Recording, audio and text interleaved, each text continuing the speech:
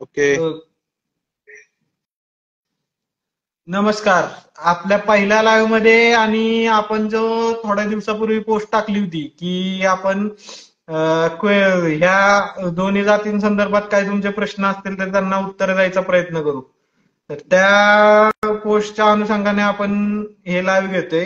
तर मी आता महेश दादांना काही प्रश्न विचारेन. तर तुम्हाला जे वाटेल ते मध्ये मध्ये तुम्ही पण विचारत राहा किंवा मी पण जे आपल्याला फेसबुकवर आणि युट्यूबवर जे क्वेश्चन आले त्याची मी उत्तर महेशदादांकडून जाणून घ्यायचा प्रयत्न करणार आहे. पहिला प्रश्न असा होता की कारवान खरेदी करताना खान ही कन्सेप्ट काय किंवा ब्लड लाईन ही कन्सेप्ट काय आहे आणि जुन्या खाणीतील किंवा इकडच्या खाणीतील तिकडच्या खाणीतील कधी खान किंवा त्याच्या कशाचे संदर्भ असे संबोधले जाते त्याची माहिती सांगा तुम्ही. नमस्कार.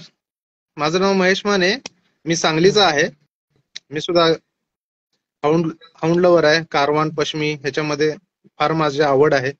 बर राज, जसं तू म्हटलास की खान ही खान ती खान, पहिली गोष्ट खान हा कन्सेप्ट कळाला का सगळ्यांसाठी? कारण आपली जुनी लोक, हा जुना शब्द आहे. हा पहिले लोक वापरायची, ही खान ती खान, ह्या खाणीमधली ही ब्रीड आहे. तर हा जुना शब्द आहे. तर जुना शब्द हा उदयास आला ह्याचं कारण, जशी कोयले की खान होतीये, मतलब काय म्हणतात मराठीत त्याला, कोळशाची खान, म्हणजे एक जिथून एखादी गोष्ट मिळते, तसं ती खान म्हणून, म्हणजे एखादा दर्जी माणूस आहे, जुनी माणसं आहेत, त्यांना एक खाणीचे मालक म्हटलात तरी चालेल.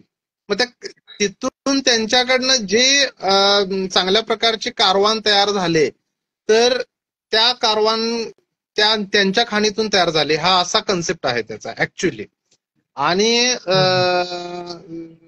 जसं की म्हटला की जुनी खान, नवी खान, तर कसं होतंय की फार पूर्वीपासून ज्यांनी ब्रीडिंग करत आल्यात कारवांमध्ये, तर त्यांना म्हणायचं की जुनी खान मधली.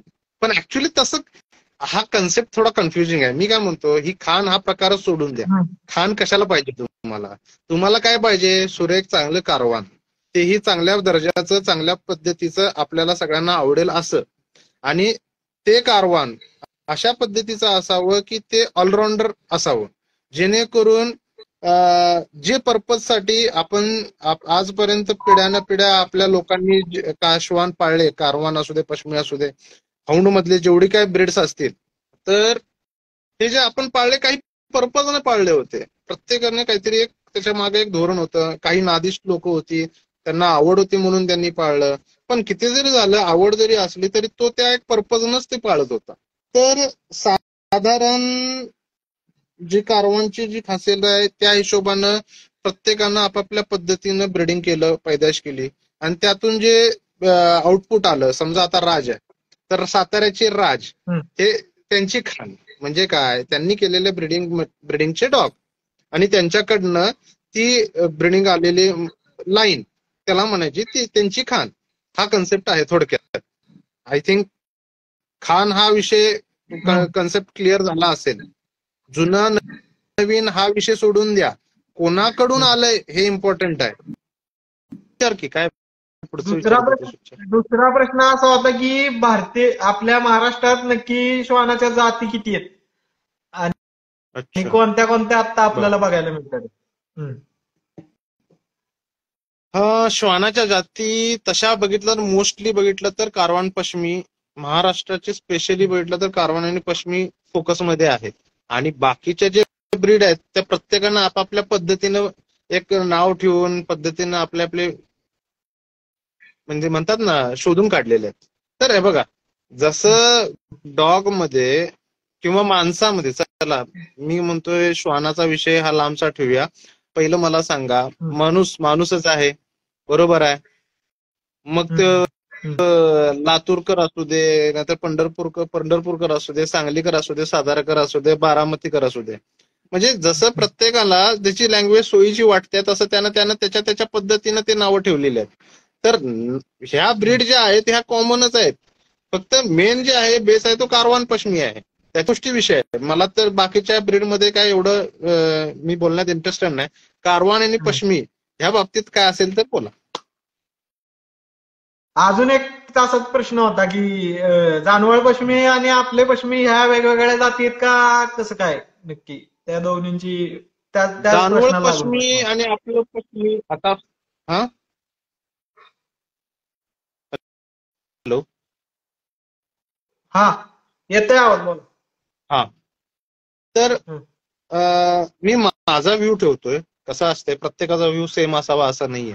पण एक माझा अभ्यास आणि माझ्या स्टडीच्या हिशोबाने मी तुम्हाला सांगेन की जानवळ पश्मी आणि आपलं पश्मी हे वेगळं आहे. त्याचं रिझन असं आहे की जानवळ पश्मीचा जो कन्सेप्ट आहे तो हा अफगाण टाईप मधला आहे. अफगाण तायगान या टाईप मधला आहे आणि पश्मी हा टाईप वेगळा आहे. त्याचं रिझन काही गोष्टी अशा आहेत की जानवळ पश्मी मोस्टली या जतन का केल्या गेल्या तर त्यांच्या म्हणजे जसं मी जेवढं मला माहिती आहे तसं त्या लातूर साईडला की जानवळ पश्मी चांगल्या पद्धतीनं फक्त ब्लॅक कलर मध्ये मोस्टली ब्रीड करत होते. मला जेवढं माहिती आहे की जुन्या टायमाला जानवळ साईडला त्या साईडला अफगाण वगैरे होते. अफगाण हाऊंड तर ते अफगाण हाऊंड हे तिथल्या लोकल ब्रीड मध्ये मिक्स झाल्यानंतर त्यापासून जे ब्रीड तयार झालं आणि त्या पद्धतीनं लोकांनी हे बघा कसं असते इम्पोर्ट एक्सपोर्ट हे होत राहतं. याचा अर्थ असं नाहीये की ते इम्पोर्ट आहे म्हणून आम्ही घ्यायचं नाही, एक्सपोर्ट आहे आणि एक्सपोर्ट असेल तरच आम्ही घेणार असं काही नसतं. बघा जे चांगल्या काही गोष्टी असतील तर ते आपण स्वीकारणं गरजेचं आहे आणि वाईट गोष्टी असतील तर आपण स्वीकारू नये. हा आपला वैयक्तिक विषय आणि मला वाटतं ब्रीडसाठी या गोष्टी इम्पॉर्टंट आहे. जर चांगली गोष्ट ऍक्सेप्टेबल असेल तर ती घ्यावी. आणि अफगाण मधनं जी ब्रीड डिराईव्ह झाली माझ्या हिशोबानं ती असेल जानवळ पश्मी आणि तिथं त्या पद्धतीने त्यांनी ब्रीड काही लोकांनी डेव्हलप केली. मोस्टली त्यांच्यामध्ये ब्लॅक कलर हा जास्त चालतो. ब्लॅक कलरला डिमांड जास्त आहे आणि त्यामुळे त्यांनी ब्रीडिंग करताना ब्लॅकला रेफरन्स दिला. पण त्याच्यामुळे प्रॉब्लेम काय झाला की त्यांनी ब्लॅक सारखं ब्रीडिंग केल्यामुळे इनब्रीडिंगचा प्रॉब्लेम भरपूर आले. आणि त्यानंतर काय झालं की आता हे बघा कसं असतंय इनब्रीडिंग टाळायचं असेल तर तुम्हाला नवीन ब्लड तर इंट्रोड्यूस करायलाच पाहिजे. जर तुम्ही नाही केला तर मग ती ब्रीड एक वेळेनंतर ती नामोशाश होईल. कारण मी जे बघितलं होते की एक 5-6-7 वर्षापूर्वी म्हणजे आता तरी 6-7 वर्षामध्ये त्यांनी वेगवेगळे ब्लड लाईन मिक्स करून मग ते आपले पश्मी असू दे रेग्युलर जे आपले सलुकी स्ट्रक्चर मधले पश्मी म्हणतात तसं ते सुद्धा कॉम्बिनेशन केल्यामुळं त्यांच्या जेनेटिकली आणि ह्याच्यामध्ये बरेचसे फरक पडले. पण 6-7 वर्षापूर्वी 5-6 वर्षापूर्वी तर जानवळमध्ये एवढा प्रॉब्लेम होता की इनब्रीडिंगमुळे त्यांना हेल्थचे बरेच इश्यू चालू झाले होते. हेल्थ इश्यू म्हणजे त्यांना जखमा होणे, लवकर न बऱ्या होणे, शिवाय टेम्परामेंटचा प्रॉब्लेम व्हायला लागला. कसा इनब्रीडिंगमुळे टेम्परामेंटचा पण इश्यू येतो, अति रागीटपणा. मग त्या अति रागीटपणामध्ये काय होतं की कधी कधी डॉग हे पण विसरून जातो की आपला ओनर आहे आपल्यासमोर. तो कधी कधी आपल्या ओनरवर पण अटॅक करतो आणि ह्या अशा गोष्टी घडतात. कारण शेवटी टेम्परामेंटच्या पण दोन बाजू आहेत. तर टेम्परामेंट तयार करणे आणि नॅचरली टेम्परामेंट असणे या दोन्ही गोष्टी वेगवेगळ्या आहेत. जर तुम्ही नॅचरली टेम्परामेंट जर बघितला तर त्याचा नॅचरल टेम्परामेंट चेंज करायचा आपण प्रयत्न करतो. फॉर एक्झाम्पल आपण त्याला सोशलाइज जर अग्रेसिव्ह जास्त असेल तर आपण त्याला सोशलाइज करायचा प्रयत्न करतो जेणेकरून तो कसं होतं की काही डॉग हे शाय असतात भरपूर किंवा थोडेसे घाबरट असतात की त्यांना नवीन माणूस ऍक्सेप्टेबल नसतो. ते नवीन माणसाला ऍक्सेप्ट लगेच करत नाहीत. तर मग ज्यावेळेला आपण असं फिरत असलो किंवा लोक इकडं तिकडं असले की नाही त्याला एक सर्टन स्टेज नंतर कळतं की ही लोक फिरत असतात हे आपल्याला काय करणार नाहीयेत आणि आपल्याला काही गरज नाही ह्यांना घाबरायचं किंवा आपल्याला काही अनसिक्युअर फील करून घ्यायची गरज नाही. आपण नॉर्मल राहावं आणि त्या हिशोबाने तो टेम्परामेंट सुधारायला मदत होते. तर जानवळ पश्मी माझ्या दृष्टीनं आपल्या पश्मी म्हणजे जानवळ पण आपलीच पश्मी आपलंच आहे. पण हा स्ट्रक्चर टाईप थोडा वेगळा आहे. थोडा म्हणजे बराचसा डिफरन्शिएट करण्यासारखा टाईप आहे. त्यामुळं मी त्याला वेगळं समजेन. ओके. राज, ठीक आहे. आता नेक्स्ट. टेम्परामेंटचा विषय निघाला. टेम्परामेंटचा पण एक प्रश्न होता हा, विचार ना. की माझा पश्मी 2 वर्षाचा आहे आणि तो खूपच अग्रेसिव्ह झालाय. ओके. तर त्याच्यावर अच्छा. काय उपाय करता येईल का? हं. हा, पहिली गोष्ट मी जसं म्हटलं की टेम्परामेंट 2 प्रकारचे असतात. एक नॅचरल टेम्परामेंट जो की जेनेटिकली वगैरे बाय डिफॉल्ट बॉर्न म्हणजे जन्मता तो त्याच्याबरोबर आलेला असतो, आणि एक दुसरा टेम्परामेंट असा असतो की तो बनवला गेलेला असतो, की ज्याच्यामध्ये तो अशा ॲटमॉस्फिअर मध्ये राहतो की अनसिक्युअर्ड त्याला फील होत असतं, त्याला कम्फर्ट नसतो, किंवा त्याला असं केलं जातं की जेणेकरून तो त्याचा तो थोडासा भित्रा व्हावा, किंवा काही इन्सिडेंट असे घडतात त्याच्या लाईफमध्ये की तो अग्रेसिव्ह होतो, अनसिक्युअर्ड होतो. फॉर एक्झाम्पल, समजा तुमच्या घरात समज तुझा आता डॉग असेल, जेव्हा तो 5-6 महिन्याचा होता, तर 5-6 महिन्याचा असताना तू तुझ्या कंपाऊंड मध्ये असेल आणि कुठल्या तरी बाहेरच्या व्यक्ती आली आणि त्याला दगड मारला किंवा एखादा काठीनं मारला, तर ते त्याच्या माइंडमध्ये सेट होतं की ही अशी बाहेरनं कोणतरी आलेली, कारण त्याला माहित नाही की ही व्यक्ती कोण आहे. तो गृहीत धरताना सगळ्यांनाच धरणार ना की बाहेरची जी व्यक्ती आहे ती मला हार्मफुल आहेत, त्या मला त्रास देणार आहेत.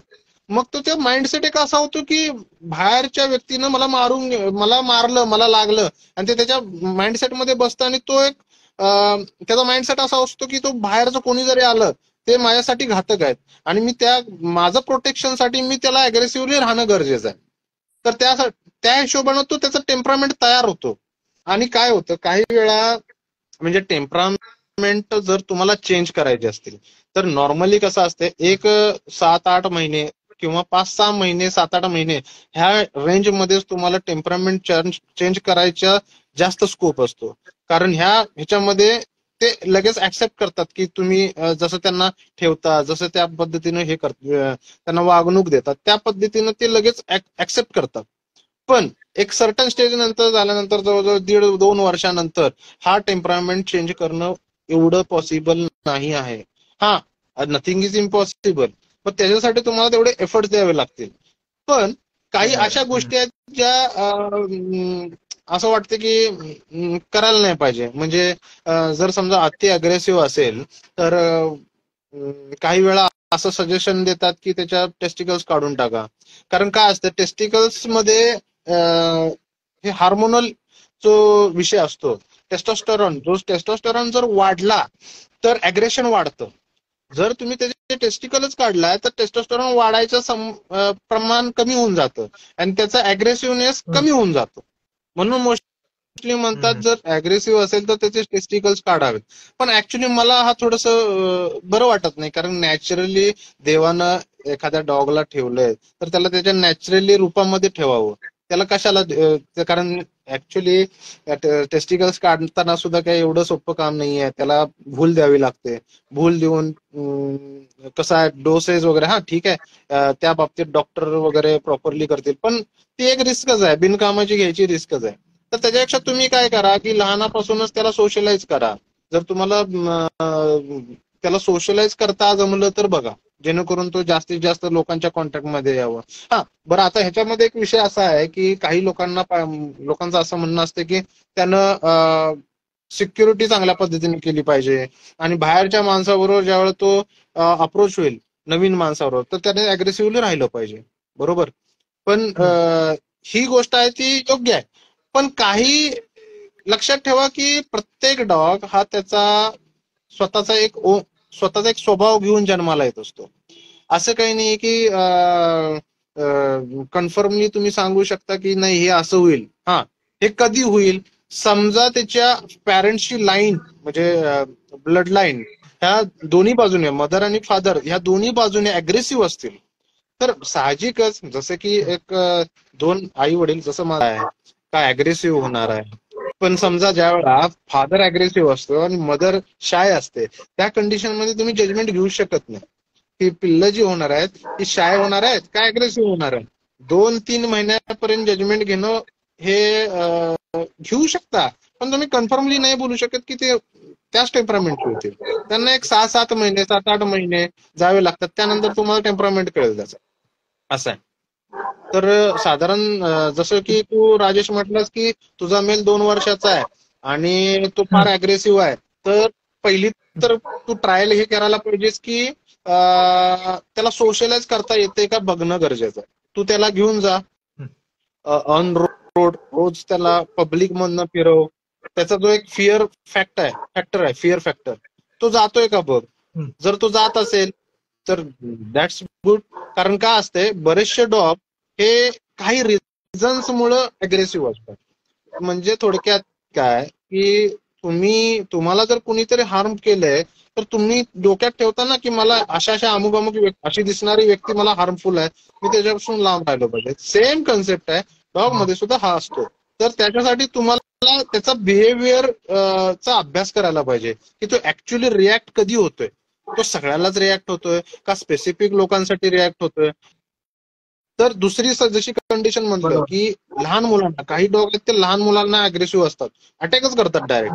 त्याचं रिझन आहे कारण कुठल्या तरी लहान मुलांनी त्याला डिस्टर्ब केलेलं असतं. जेव्हा तो लहान असतोय तो एवढा कॅपेबल नसतोय, तर त्या टायमाला त्या लहान मुलांनी त्याला डिस्टर्ब केलेलं असतं. त्यामुळे त्याचा माइंडसेट झालेला असतो की लहान मुलं माझ्यासाठी सगळे घातक आहेत. तर हे जे माइंडसेट आहे ना, हा माइंडसेट काढावा लागतो. तर त्याच्यासाठी पहिल्यांदा तुला त्या तुझ्या मेल्स मेंटॅलिटी समजून घ्यायला पाहिजे की ऍक्च्युली तो रिॲक्ट कोणावर व्हायला लागला. सगळ्यावर होतोय का काही स्पेसिफिक लोकांवर होतोय, त्या गोष्टी आहेत. आणि काय होतं बऱ्याच वेळा काय होतं की आणखी म्हणजे जर तुम्हाला टेम्परामेंट, जर एखादा डॉग शाय असतो, फ्रेंडली असतो, तर काही लोकांना तो तसा नको पाहिजे असतो, तो अग्रेसिव्ह पाहिजे असतो. मग इन दॅट कंडिशन तुम्ही एक काम करू शकता की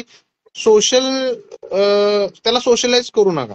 म्हणजे काय करा, तर जी घरची लोक आहेत तीच त्याला दिसावी अशा ठिकाणी त्याला बांधा किंवा त्याला असं ओपनली ठेवा. बाकीची पब्लिक किंवा कोणी दिसलं नाही पाहिजे.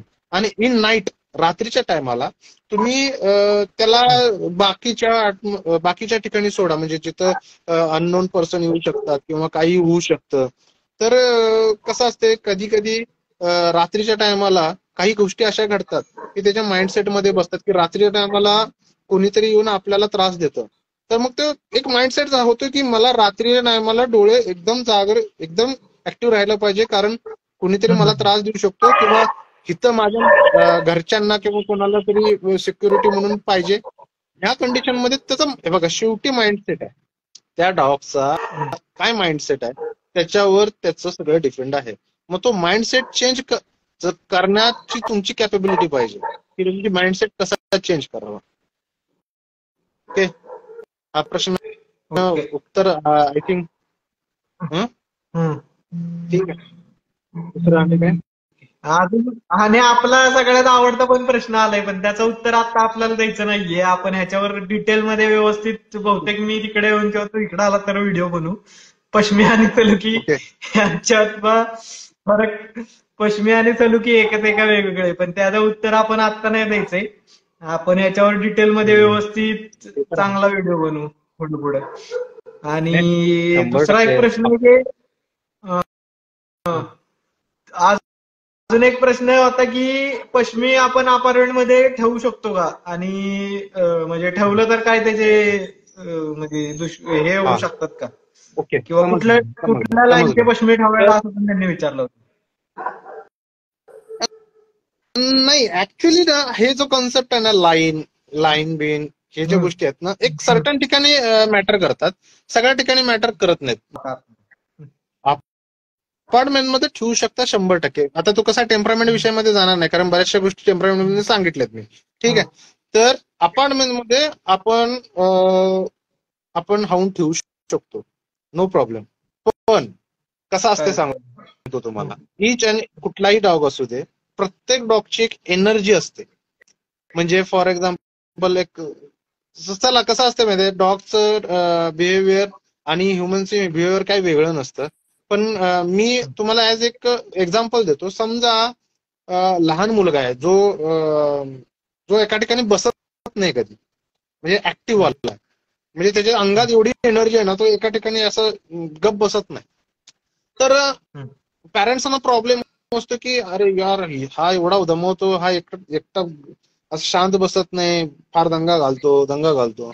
तर मग त्या टायमाला काय असतं माहितीये की त्याची जी एनर्जी आहे ना ती कुठेतरी रिलीज होणं गरजेचं आहे.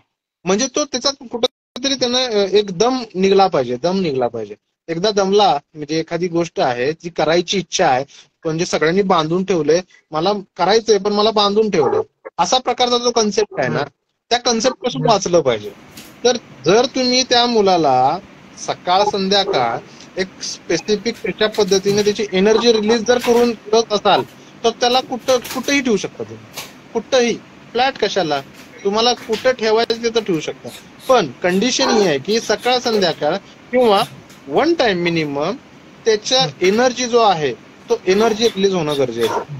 कारण हाऊंडचा प्रॉब्लेम असा आहे की हाऊंड ही एक रनिंग ब्रीड आहे, म्हणजे ती पळते. तर तिचे पाय जे असतात ते कधी असे पळतोय मी ह्या कंडिशन मध्ये असतात. मग त्याच्यासाठी त्यांचा जो एक दम आहे तो काढणं गरजेचं. तर तुम्ही कसं काढाल, तर तुम्ही सकाळी मॉर्निंग वॉकला जाताय, चांगल्या पद्धतीचा मॉर्निंग वॉक करा आणि त्याला चांगल्या सायकलवरनं घ्या. तुम्ही सायकल हे करू शकता, सायकल बरोबर तुम्ही, कारण तुम्ही त्याच्या लेवलला तुम्ही तेवढी एक्सरसाइज करू शकत नाही. तर तुम्ही एक कॉन्स्टंट स्पीडला जर तुम्ही त्याला अप अँड डाऊन एक सर्टन स्टेजवर जायचं, एक 100 मीटरवर जावा. 100, कारण सिटी लेवलमध्ये जागा नसते जास्त फिरायला करायला. तर तुम्ही 100 मीटर जावा, 100 मीटर रिटर्न या, 100 मीटर जावा, 100 मीटर रिटर्न या. असं करून एक तुम्हाला लक्षात येईल की हा आता हा दमलाय. त्या टायमाला ना तो स्वतः म्हणेल भाऊ आता बास, आपली कॅपॅसिटी संपली आहे. मग ते ज्यावेळेला होतही नाही त्यावेळेला तुम्ही तुमच्या घरी गेला नाही तर गप बसतो, त्याचं भागलेले असते त्याची सगळे. तर ती कंडिशन अशी आहे की तुम्ही जर फ्लॅटमध्ये ठेवताय किंवा कुठल्याही ठिकाणी ठेवताय ना त्याची एनर्जी रिलीज होणं गरजेचं आहे. किमान एकदा त्याचे पाय मोकळे होणं गरजेचं आहे. बाकी टाइम तुम्ही त्याला इट्स ओके, तो ऍडजस्ट करतो. त्याला पण माहिती आहे की माझ्या मालकाची बाबा प्रॉब्लेम आहेत, त्याला पण काही तो काय मनाचा राजा नाही. आजकाल कोणालाच असं काय एवढं ओपन मैदान नाही की कोणी कसाही नाचेल. तर त्याला सुद्धा काही कंडिशन आहेत, सेम ऍज इट इज त्याला कंडिशन आहे तर मला सुद्धा काही कंडिशन अप्लाय कराव्या लागतील. तर त्या टायमाला तुम्ही त्याला त्याचा तेवढा पळ करून घ्या किंवा एखादं मैदान बघा, त्या मैदानात त्याला ओपनली सोडा, त्याला खेळू दे.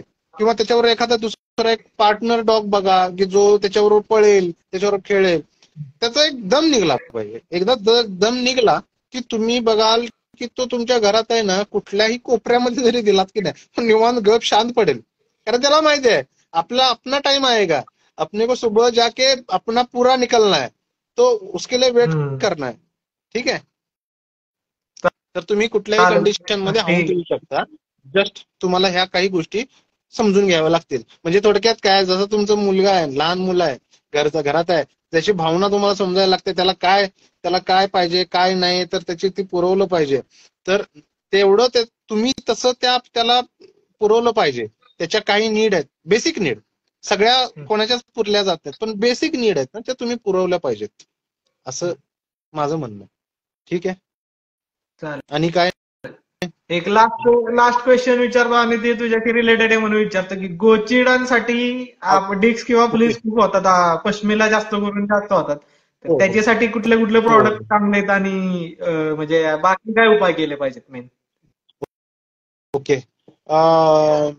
ह्याच्यामध्ये मी तुम्हाला छान हे करेन, कारण मी स्वतःच मेडिसिन लाईन मध्ये असल्यामुळं मला ह्याच्यातलं नॉलेज चांगलं आहे. तर तुम्ही टिक्स साठी स्पॉट ऑन यूज करू शकता. स्पॉट ऑन आहे, बऱ्याच गोष्टी आहेत, टॅबलेट्स फॉर्म मध्ये आहेत, पण मी इंजेक्टेबल मध्ये आहे. पण मी तुम्हाला सजेस्ट करेन की तुम्ही इटेबल म्हणजे इनटेक बॉडीच्या आतमध्ये घालायची गोष्ट कुठली यूज करू नका. For example tablet. हे बघा, माझा व्ह्यू वेगळा आहे, असं काही गरज नाहीये की डॉक्टरचा व्ह्यू आणि माझे व्ह्यू जुळायलाच पाहिजे. पण एक माझा व्ह्यू मी तुमच्या समोर ठेवतो की काय असतंय की म्हणतात की सायंटिफिकली प्रूव्हन आहे, असं आहे, तसं आहे, हे आहे, ते आहे, पण जोपर्यंत त्याचा साईड इफेक्ट दिसत नाही ना तोपर्यंत कळत नाही. म्हणजे फॉर एक्झाम्पल कोविड आहे, कोरोना आहे. तर कोरोनाला जी लस आली ती लस ही परफेक्ट आहे किंवा त्याचा साईड इफेक्ट नाही आहे असं म्हणून हे केली, म्हणजे सगळ्यांना दिली. पण नंतर लोकांना पण जाणवायला लागलं की त्याचे पण काही साईड इफेक्ट होत आहेत म्हणून.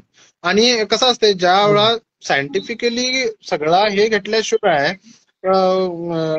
कोणी सायंटिफिकली घेतल्याशिवाय ती गोष्ट लॉन्च कधीच केली जात नाही.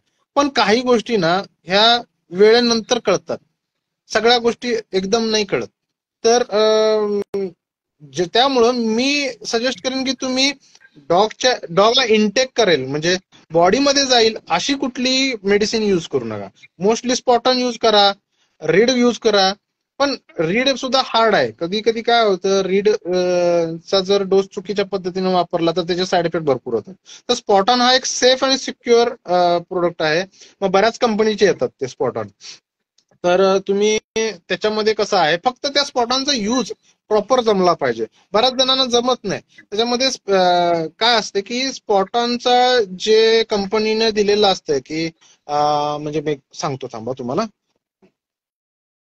की साधारण अप टू 10 kg काहीतरी 0.67 ml, ठीक आहे.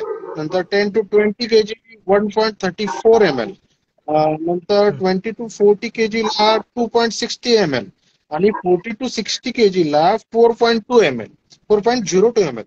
तर हे जे गाईडलाईन्स आहेत की एवढं वापरा, हे म्हणजे योग्य गाईडलाईन्स आहे. पण ह्याचा प्रॉब्लेम असा आहे की तुम्ही हे वापरताना ना तुम्ही पहिल्यांदा तुमच्या डॉगला व्यवस्थित भात घालणं गरजेचं आहे.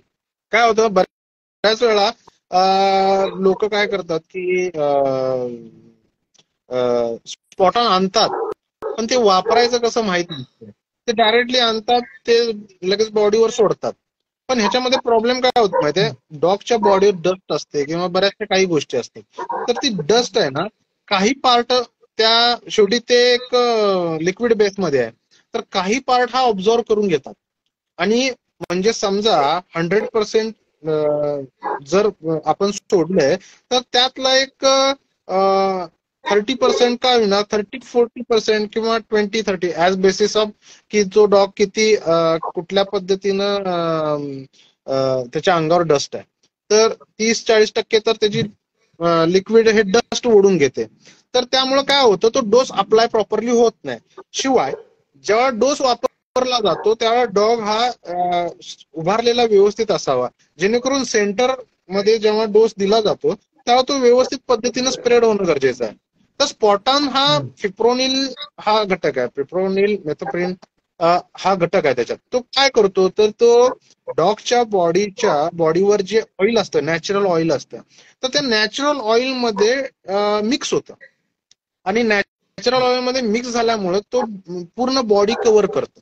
तर बॉडी कव्हर केल्यानंतर जेव्हा टिक्स आणि फ्लीज त्याच्या बॉडीवर जाऊन बसतात, तर त्या टायमाला त्यांच्या ज्यावेळेला ते ब्लड हे करायला लागतात, ब्लड सक करायला जातात, तर त्याच्या पहिलं त्यांच्या तोंडामध्ये ते ऑइल जातं. आणि हे काय करतं की ते ऑइल गेल्यामुळं तो पॅरालाइज होऊन पडून जातो, मरून जातो. एक सर्टन स्टेज नंतर त्याला काही मिळत नाही आणि तो मरून जातो. अशामुळे ते प्रोटेक्ट होतं. तर कसं आहे, मेडिसिन आहे बघा, मार्केटला मेडिसिन भरपूर असतात, पण मेडिसिन कुठलं योग्य आहे आणि कुठल्या पद्धतीने यूज करायला पाहिजे हे एज्युकेशनचा पार्ट आहे. आणि मोस्टली प्रॉब्लेम हा आहे की आपले लोक एज्युकेटेड नाही आहेत. आपले लोक आहेत ना सगळे हवेत काम करणारे लोक आहेत. ग्राउंड लेवलला ऍक्च्युली काय कसल्या पद्धतीनं काय करायचं असतं याचा अभ्यास नसल्यामुळे बरेचसे प्रॉब्लेम मध्ये सफर होतात लोक.